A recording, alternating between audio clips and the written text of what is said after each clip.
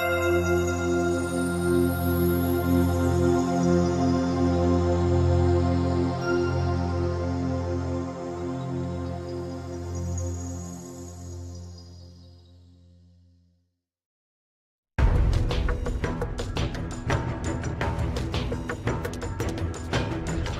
pour notre Zoom aujourd'hui, l'invité est Lucien Cerise. Bonjour Lucien Cerise. Bonjour. Vous avez une formation en sciences humaines et sociales et vous êtes l'auteur d'un ouvrage qui s'intitule Retour sur Maïdan aux éditions Le Retour aux sources. Et vous analysez la crise ukrainienne sous l'angle de la géopolitique atlantiste. En préambule, et pour nos téléspectateurs, je pense qu'il est important que vous rappeliez les faits et la chronologie de ce qui a conduit à ce qu'on a appelé la révolution de Maïdan, de la place de l'indépendance à Kiev, en Ukraine, pendant l'hiver 2013-2014. Donc, tout d'abord, pendant l'année 2013, l'ex-président d'Ukraine, Viktor Yanukovych, était en train de prendre la voie de l'Union européenne. Donc ça, c'est ce qui était la conclusion des efforts justement de la Commission européenne pour annexer l'Ukraine et donc s'étendre toujours plus loin vers l'Est. C'est ce qu'on appelle le partenariat oriental, qui a été élaboré et théorisé et mis en place depuis un certain nombre d'années. Il se trouve qu'en novembre 2013, presque au dernier moment, juste avant de signer le traité d'association, Yanukovych se rétracte. C'est-à-dire que, d'une certaine façon, il était dans une espèce de marchandage avec Moscou, et donc il se trouve que Moscou lui propose plus d'argent que la Commission européenne pour, en quelque sorte, que l'Ukraine reste dans la sphère d'influence de Moscou et ne tombe pas dans celle de Bruxelles et de toute la zone européiste. Donc, il se rétracte et il refuse de signer l'accord d'association. Ce qui déclenche le 21 novembre 2013, c'est le premier jour en fait, ce qui déclenche en fait la fureur de l'opposition à Yanukovych, donc une opposition européiste et atlantiste essentiellement. Donc un journaliste, Mustafa Nayem, lance le mème, c'est-à-dire le slogan de l'Euromaïdan sur Twitter et demande aux gens de venir les plus nombreux possibles donc sur la place de l'indépendance au centre de Kiev.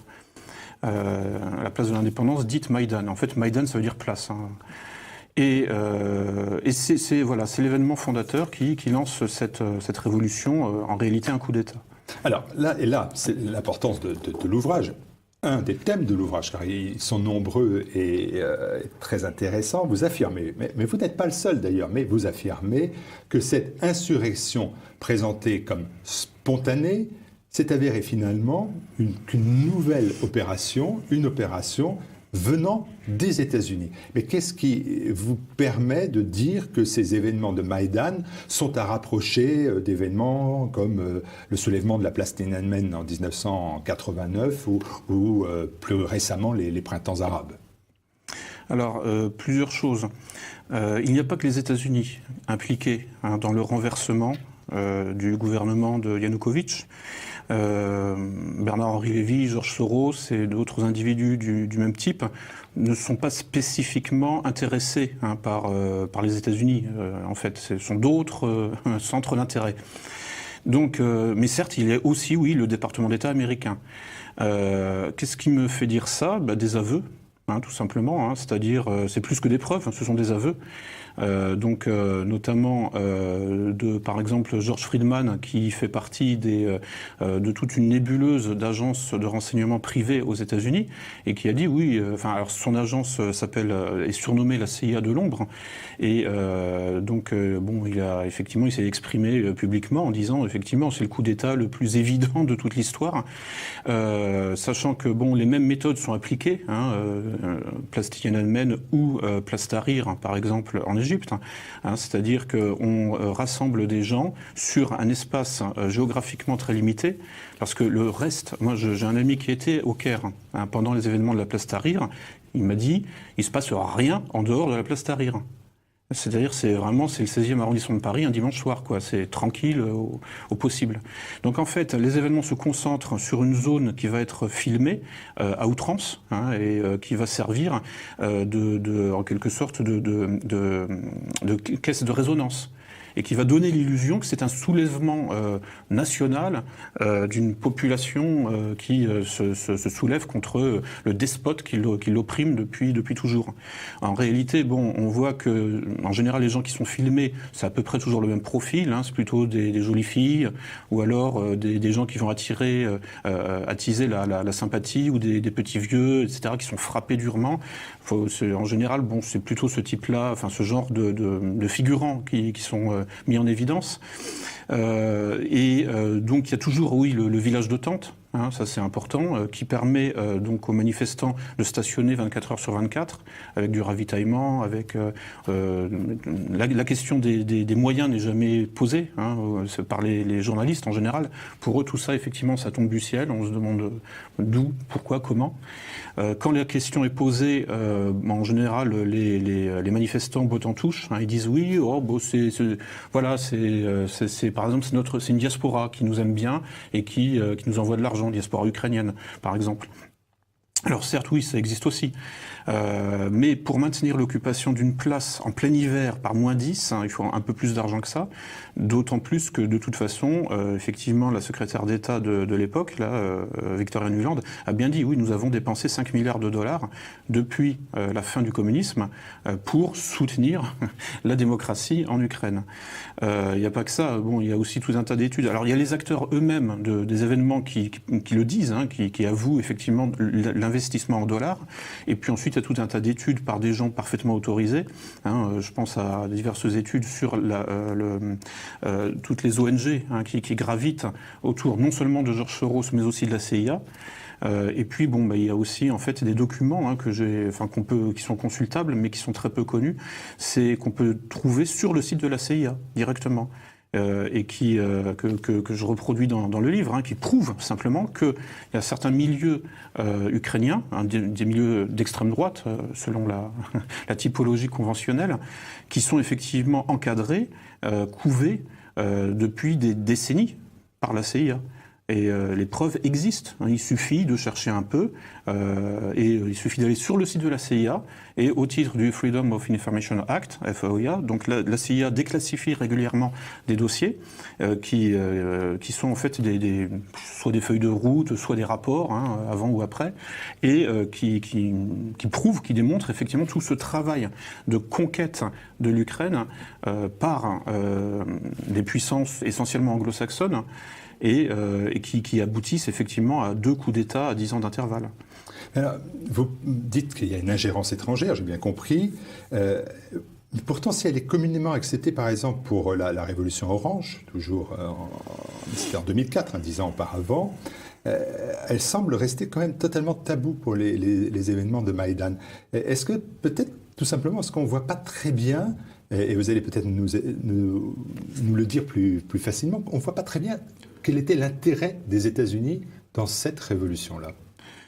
Le même qu'en 2004, hein, c'est-à-dire mettre au pouvoir, enfin, soit faire tomber, soit mettre au pouvoir un leader politique, un président favorable aux États-Unis. C'est-à-dire qu'en 2004, pour la révolution orange, il fallait annuler le résultat des élections, hein, pour mettre Yushchenko, à la place, hein, de celui qui avait été battu, je crois que c'était déjà Yanukovych, si je me souviens bien. Et puis là, en l'occurrence, il fallait faire tomber celui qui était au pouvoir. On voit bien qu'il y a eu des conséquences qui ne sont pas des conséquences heureuses pour les États-Unis, une forme de partition, la Russie qui a récupéré ou qui s'est octroyé une partie du territoire dit ukrainien. Donc au final, les États-Unis n'ont pas fait un très bon coup, si? Parce que ça ne s'est pas passé comme prévu. Hein, aussi, c'est-à-dire que ce qui était prévu, alors il y a une multitude d'acteurs, hein, multitude de causes, mais bon, ce qui était prévu aussi, c'était que la Russie entre en Ukraine. Et là, ensuite, c'est une interprétation, à mon avis, qui est assez pertinente, je crois, de Xavier Moreau, ou de je ne sais plus. En fait, bon, concrètement, si la Russie était entrée en Ukraine, si des forces militaires conventionnelles russes avaient voulu prendre l'Ukraine, ça se serait fait en 24 heures.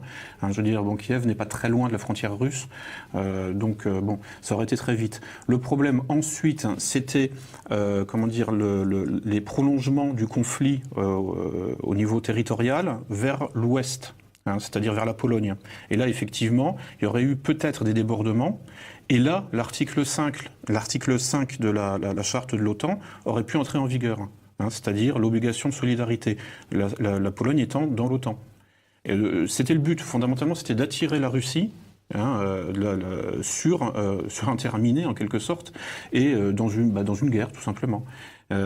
Mais probablement en la faisant venir le plus loin possible à l'ouest, en espérant des débordements en Pologne ou en Hongrie, c'est-à-dire dans les pays limitrophes.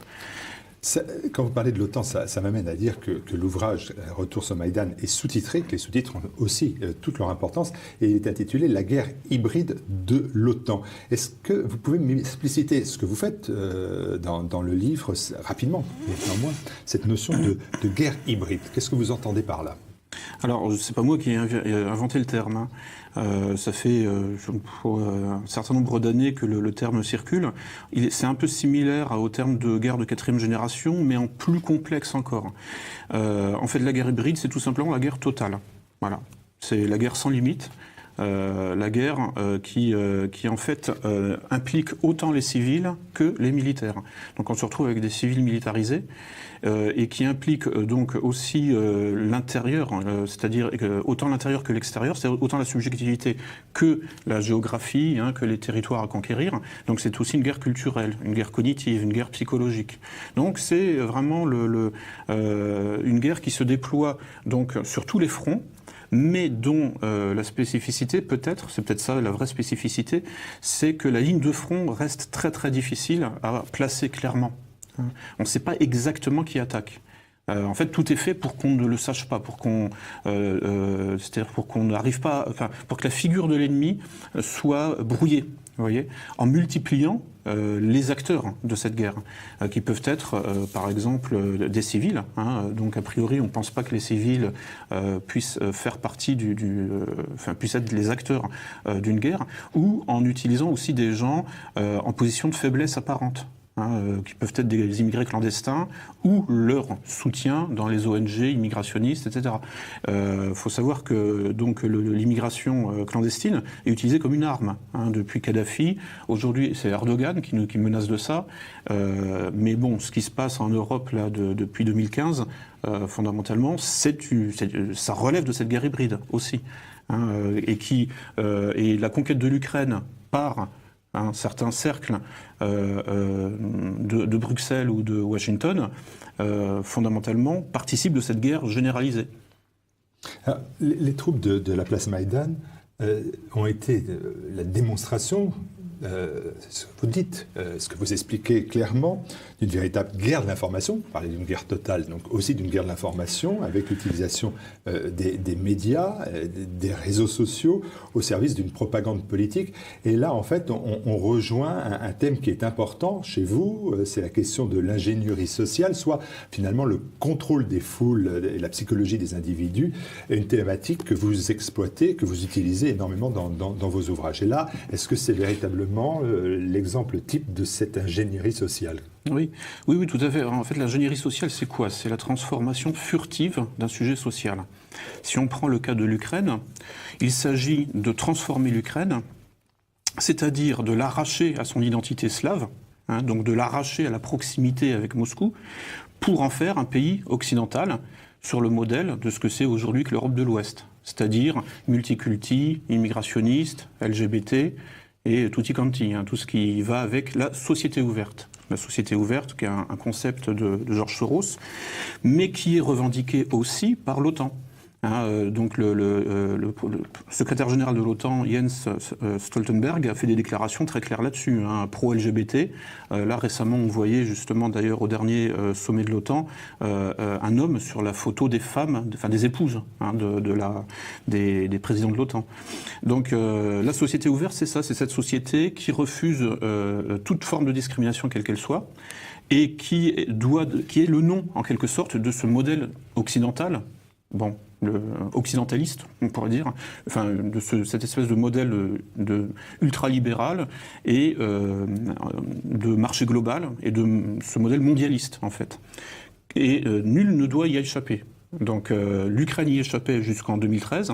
Donc il y a eu effectivement un coup d'État pour arracher l'Ukraine à son identité d'origine et la faire basculer furtivement, puisque c'est une transformation furtive, la faire basculer furtivement du côté de la société ouverte. C'est-à-dire, quand je dis furtivement, c'est-à-dire effectivement en simulant la spontanéité. Alors que c'est parfaitement calculé, parfaitement réfléchi depuis des dizaines d'années. Et voilà, donc effectivement, là, l'Ukraine est manifestement l'objet d'une grosse opération d'ingénierie sociale qui doit s'étendre à la Russie aussi. Alors, pendant ces journées de révolte, on va peut-être pas utiliser le terme de révolution, mais ça va aboutir à cela. Le président en place va quitter et s'enfuir. Kiev, vous vous étonnez de la diversité des soutiens du mouvement Euromaïdan. Par exemple, d'un côté, il y avait des groupuscules néo-nazis, des féministes extrémistes, des membres LGBT, voire des vrais patriotes. Et là, on a l'impression, pardonnez-moi de vous le dire, mais qu'on a comme l'ombre d'un complot. Est-ce que c'est pas tout simplement un grand mouvement d'indépendance dans lequel on retrouve, évidemment, toutes ces catégories-là de militants plus extrémistes, de militants LGBT. C'est l'Ukraine, comme ça pourrait être la France. Oui, mais il faut savoir que tous ces groupes-là, effectivement, ne sont pas vierges de toute infiltration, aussi par des officines d'influence et de renseignement étrangers. Donc, ce que je disais tout à l'heure, c'est que effectivement, on peut prouver que effectivement toute la composante d'extrême droite des révolutionnaires est effectivement encadrée depuis des dizaines d'années par les services secrets britanniques déjà, puis américains, parce qu'il y a eu une sorte de passage de témoin en quelque sorte. Et donc on sait aussi que par exemple tous les groupes d'extrême gauche, parce que il y a effectivement, pour schématiser, il y a eu effectivement donc des militants d'extrême droite, pour aller vite, des militants d'extrême gauche, pour aller vite aussi, je résume. Ensuite, des patriotes, certainement, oui, effectivement, plutôt du côté d'extrême droite. Il y en a forcément, oui, des sincères, qui se disaient, oui, abat Yanukovych, ça ira mieux après si on arrive à le renverser. En général, ces vrais patriotes, aujourd'hui, font la tête. Ils se rendent bien compte que la situation est pire aujourd'hui qu'avant. Et ils créent leur propre boutique. La preuve qu'effectivement, une des preuves que les événements de 2013-2014 avaient les faveurs d'un certain nombre de puissances, c'est que quand ces vrais patriotes qui font scission des organisations Pravi Sector ou Azov, etc., créent leurs propres organisations et qu'ils essayent de relancer une nouvelle révolution en campant, par exemple, Place Maïdan, ils installent leur tente. Ils tiennent 2 jours. Ils sont rapidement dégagés par la police et en fait, fondamentalement, c'est un échec total. Donc, en fait, déjà, les organisations d'extrême droite sont assez groupusculaires, mais il y a des groupuscules qui font scission de ces premiers groupuscules et qui, eux, effectivement, n'arrivent pas du tout à reproduire les mêmes effets qu'en 2013-2014. Donc, là, un observateur extérieur, déjà, pourrait commencer à se gratter la tête et à se dire, mais bizarrement, les mêmes causes ne produisent pas les mêmes effets. Est-ce qu'il n'y a pas entre les deux justement en fait un élément qui vient mitiger, qui vient transformer ou qui donne son accord dans certains cas et qui le refuse dans d'autres? Voilà. Et comme je vous disais, là-dessus, de toute façon, en fait, les preuves historiques existent, effectivement, de l'encadrement des groupes d'extrême de droite par les services britanniques et américains. Quant aux groupes d'extrême gauche qui sont aussi responsables des événements, là, en fait, c'est même en source ouverte. Il n'y a même pas à chercher. En réalité, il suffit de remonter sur Soros. Soros qui, a priori, n'est pas ukrainien et qui n'a rien à faire dans ce pays, hormis propager le désordre. Parce que à la fin, voilà, son ordre viendra du chaos, et comme il le fait partout, comme il le fait en Hongrie. Alors là, bon, il connaît un peu mieux le terrain puisqu'il est originaire de Hongrie, mais comme il le fait en Europe de l'Est depuis les années 80.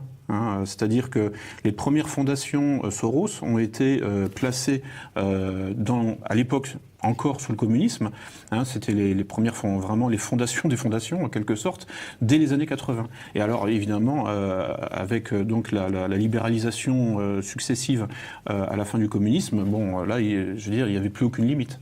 Mais ça fait des dizaines d'années maintenant. Il faut c'est assez, je dirais qu'il n'y a pas de mystère là-dessus. Moi, je veux bien vous suivre jusque-là, je veux bien vous suivre. Il y a un moment donné où j'arrive plus à vous suivre dans l'ouvrage, je vous le dis franchement, c'est quand vous comparez les combattants de Maïdan avec les terroristes de l'État islamique. Alors moi, je dois dire que j'ai beau chercher, ils ne partagent pas les mêmes motivations, ça c'est parfaitement clair. Ils ne partagent pas les mêmes horreurs, c'est quand même aussi parfaitement clair. Ils ne partagent pas le même nombre de victimes, c'est aussi parfaitement clair. Est-ce qu'on peut vraiment faire ce type de rapprochement ? Alors le rapprochement, ils l'ont fait eux-mêmes dans les années 90. C'est-à-dire en Tchétchénie, pendant les 2 guerres de Tchétchénie. Et là, il y a aussi des déclarations, des aveux tout simplement. Dmitro Yarosh, par exemple, ou d'autres, qui ont dit, oui, effectivement, on était avec les Tchétchènes contre Moscou dans les années 90. Mais ils étaient sur le terrain, donc ils se battaient ensemble. Tchétchènes qui sont musulmans. Voilà. Donc, les contacts ont été pris à cette époque-là. Et aujourd'hui, on a les preuves, on le sait, et puis là aussi c'est reconnu par tout le monde, qu'il y a des bataillons islamistes en Ukraine, dont les noms sont connus. C'est le bataillon Cher Mansour et le bataillon Doudaïev. Ça, c'est pour les 2 plus gros bataillons. Et il y a un bataillon tatar dont j'ai oublié le nom. Donc il y a une implication islamique, et islamiste, et djihadiste en Ukraine. Quand on examine un petit peu aussi les déclarations des leaders de l'État islamique, qu'est-ce qu'ils font, si ce n'est appeler à attaquer la Russie, partout où c'est possible, donc en Ukraine également. En fait, ce qui se passe, c'est que les bataillons, les groupes d'extrême droite ukrainiens et les groupes djihadistes partagent les mêmes cibles, fondamentalement. C'est-à-dire la Syrie, par exemple, la Russie et un certain nombre de cibles un peu moins importantes. Premièrement, déjà, ça pose question, puisqu'il y a un recoupement exact des cibles de l'extrême droite ukrainienne avec le paramilitaire djihadiste et avec les cibles de l'OTAN et de la CIA. Et l'Union européenne. Qui en fait à chaque fois désigne les coupables, désigne les cibles. C'est toujours Bachar el-Assad, c'est toujours Vladimir Poutine. Ça peut être aussi des gens qui ne sont pas au pouvoir encore. Ça peut être le Front National par exemple. Mais on voit bien que là, effectivement, il y a quand même... Alors, je parlais d'un front difficile à poser dans cette guerre hybride. Il suffit de regarder qui sont les cibles des médias, qui sont les cibles des paramilitaires à droite et à gauche. Ça se recoupe, mais vraiment presque à 100%, je dirais. Et quand ça se recoupe pas à 100%, c'est peut-être parce que tout simplement l'information n'est pas encore passée, je sais pas. Mais il y a vraiment une convergence, en fait. Il faut réussir à la comprendre sans a priori idéologique. Il faut comprendre qu'en réalité, les idées sont des coquilles vides. Les systèmes idéologiques sont des coquilles vides. Le nationalisme ethnique ukrainien est une coquille vide qui sert simplement à envoyer des gens au front, se battre.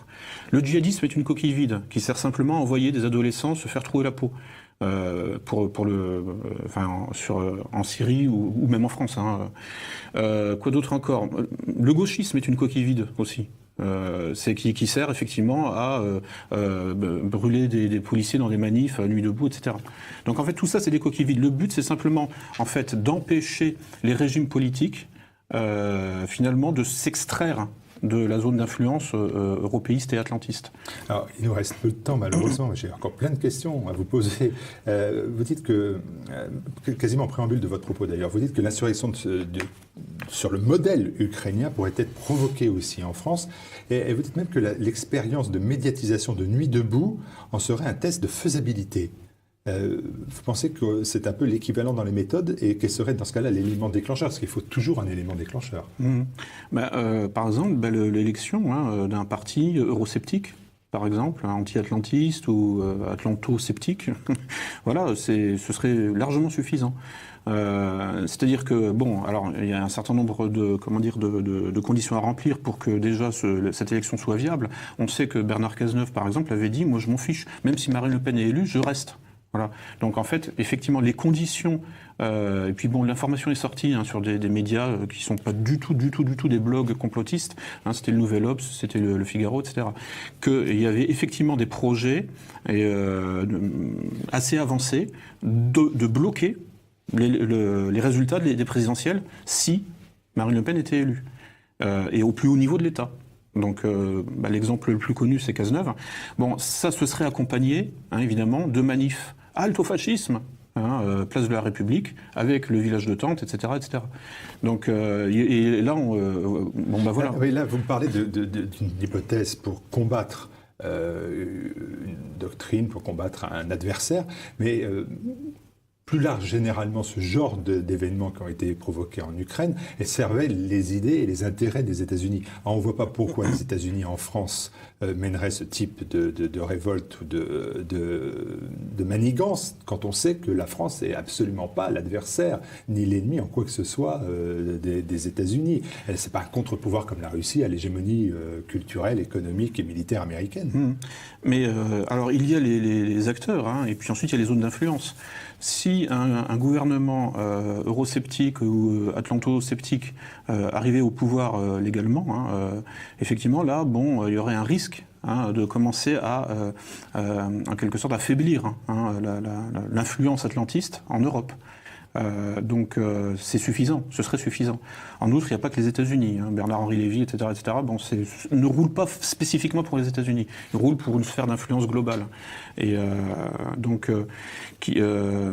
dès lors que effectivement, bon, un gouvernement, un parti politique effectivement eurosceptique, atlanto-sceptique arriverait au pouvoir, ça représenterait un risque majeur pour tout le système de contrôle euro-atlantiste sur l'Europe, surtout la France.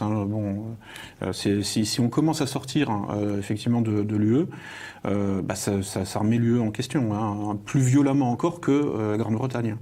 Entre la rédaction de cet ouvrage et aujourd'hui, il y a l'actualité qui a continué à avancer, bien évidemment. L'élection de Emmanuel Macron en France, un européiste, l'élection de Donald Trump, mais avec la décision de renforcer les sanctions contre Moscou lors de la visite du président Poroshenko le 20 juin dernier aux États-Unis.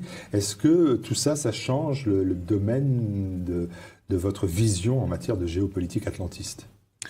Ça la conforte, ça l'infirme, ça... Les choses n'ont pas changé substantiellement. J'ai mis le point final à ce livre le 31 décembre 2016. Je voulais attendre le résultat des présidentielles aux États-Unis, évidemment. Donc, en fait, moi, je trouve, à titre personnel, que Trump est assez conforme à ce qu'on peut attendre de lui. Si on va dans le détail, évidemment, si on reste à un niveau d'analyse superficielle, on va dire oui, mais il trahit ses électeurs ou je ne sais quoi, ou alors il fait le contraire de ce qu'il avait promis en géopolitique, en politique extérieure. En fait, non. Après, il y a des stratagèmes, il y a aussi la diplomatie, il y a un rythme aussi à respecter. Le rythme de la diplomatie internationale est lent, et puis il suppose beaucoup de pauses, il suppose parfois de mentir à ses électeurs, mais en réalité pour leur intérêt à long terme. Vous voyez, il y a plusieurs temporalités comme ça. Donc je pense que en fait, globalement, les choses vont dans le bon sens avec Trump, qui, à mon avis, alors on dit qu'effectivement il est isolationniste. Manifestement, oui, il est quand même un peu plus que la candidate qui lui était opposée, qui, elle, effectivement, aurait tout fait pour déclencher un conflit majeur contre la Russie. Ça, c'est sûr et certain. Ça ne veut pas dire qu'on va y échapper, je veux dire, parce que les puissances bruxelloises peuvent parfaitement partir en guerre seules, avec des réseaux de financement non américains, enfin non spécifiquement américains, et en faisant, comme Victoria Nuland avait fait fuck à l'Union européenne, en faisant la même chose à la Maison Blanche. Voilà, et donc Trump pourra effectivement faire des crises sur Twitter, ça changera rien, on sera en guerre contre la Russie. Et c'est ce qui se prépare. De toute façon. Pour l'instant, quand l'OTAN fait des grandes manœuvres aux frontières de Kaliningrad, bizarrement, quand ils apportent du matériel, ils ne le remportent pas. Hein, donc il y a tout un tas comme ça de stocks de munitions, de stocks d'aliments séchés là, etc. Et de stocks de d'aliments de rations de survie, voilà. Et puis d'hôpitaux de campagne, qui sont effectivement amenés et qui ne sont pas retirés une fois que les manœuvres cessent.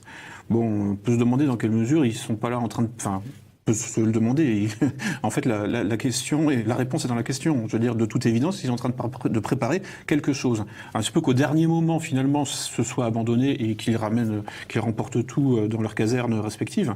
Mais bon, je veux dire, quand on regarde un petit peu ce qui se passe, moi j'ai des informations essentiellement de la Pologne. Il y a des trains de plusieurs kilomètres de long, filmés par des gens au téléphone portable, qui mettent ça ensuite sur le YouTube polonais et qui transportent des chars et qui traversent la Pologne, direction l'enclave de Kaliningrad. Ou direction la Biélorussie, etc., etc. Donc là, manifestement, on se prépare à un conflit au sol, et je pense que là, Trump n'y pourra rien si... Le temps me manque, malheureusement. J'aurais souhaité vous poser plein d'autres questions. Il y en a une dernière, parce que c'était en fait la première que je voulais vous poser. Alors là, il va falloir me le faire en 2 secondes, ça va être pratique. C'est que vous avez été longtemps un militant de l'extrême gauche. Vous avez fait partie dans les années 2000 d'un groupe transhumaniste nommé les Mutants.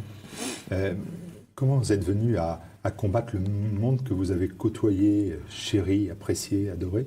Alors, qui vous dit que je l'ai chéri, apprécié, adoré ? Je sais pas, quand on s'engage, quand on est un militant, on aime ce qu'on fait, non ? On est un infiltré. On expérimente aussi. On regarde, on teste. Et on voit en fait, est-ce qu'on est satisfait ? Le fait que j'ai quitté ces milieux au bout de plusieurs années... Au bout de plusieurs années, vous avez le temps de tester, dites-moi. Oui, mais en fait, comme ce sont en fait des milieux aussi où, qui avancent masqués. En fait, on comprend vraiment à quoi sert l'extrême gauche quand on l'a pratiqué de l'intérieur pendant plusieurs années. C'est une voie de garage. Le but, c'est de canaliser la colère sur des fausses pistes. En aucun cas, de toute façon, il ne faudra sortir de l'UE, en aucun cas il faudra sortir de Schengen, en aucun cas on ne sortira de l'OTAN. Donc ce sont simplement en fait des moyens de garder la colère sous contrôle et en l'orientant en fait sur des boucs émissaires qui seront appelés par exemple les fascistes ou ce genre de bêtises. Vous regrettez cet engagement ? Ah mais pas du tout, parce que ça me permet d'en parler de l'intérieur, de savoir exactement ce que je dis quand je dis que c'est une escroquerie. Je le sais parce que je l'ai vu, parce que j'y ai participé. Donc là, je peux vraiment en parler. Je peux même repérer des structures de l'extrême gauche à l'extrême droite aussi. C'est ce qui me permet effectivement de faire une lecture des événements d'Ukraine, à mon avis, plus intéressante que des gens qui n'ont pas fréquenté tous ces milieux. C'est-à-dire que moi, j'ai tout fait, de l'ultra-gauche à l'ultra-droite, en passant aussi par les religions. En fait, fondamentalement, moi, je fais pas de la politique. Moi, ce qui m'intéresse, c'est les milieux sociologiques. Moi, c'est ma formation, avec tout le côté psychologique, tout le côté fantasmatique qui les accompagne. Ça, c'est très jouissif de rentrer un petit peu dans l'intériorité fantasmatique des gens, c'est assez amusant. Et c'est ça qui me stimule fondamentalement. Donc le temps que j'étais à l'extrême gauche, c'était aussi pour des raisons purement instrumentales, parce que j'étais précaire, etc., etc. Donc je me disais, c'est une façon malgré tout de faire avancer ma cause, c'est-à-dire effectivement lutter contre le règne de l'argent. Mais ça c'est partagé aussi à droite. C'est tous les gens un peu sensés savent que le capitalisme est mauvais, point barre, c'est tout. Donc il se trouve que l'anticapitalisme était un peu plus représenté à gauche avant. Voilà. Aujourd'hui, ça c'est totalement abandonné. Maintenant que de l'extrême gauche ne parle plus que d'une chose, c'est les droits des minorités, c'est les transsexuels, c'est les immigrés clandestins. Il n'y a plus que ça. Donc mais ça, je l'ai vu se préparer, si vous voulez. Je l'ai vu se préparer il y a 10 ans, il y a 15 ans. Je me disais, si ça continue comme ça, j'arrête. Et ça a continué, et donc j'ai arrêté. N'est plus en marche. Allez, retour sur Maïdan, la guerre hybride de l'OTAN. Oui. Lucien Cerise, merci beaucoup d'être venu présenter cet ouvrage. Merci à vous.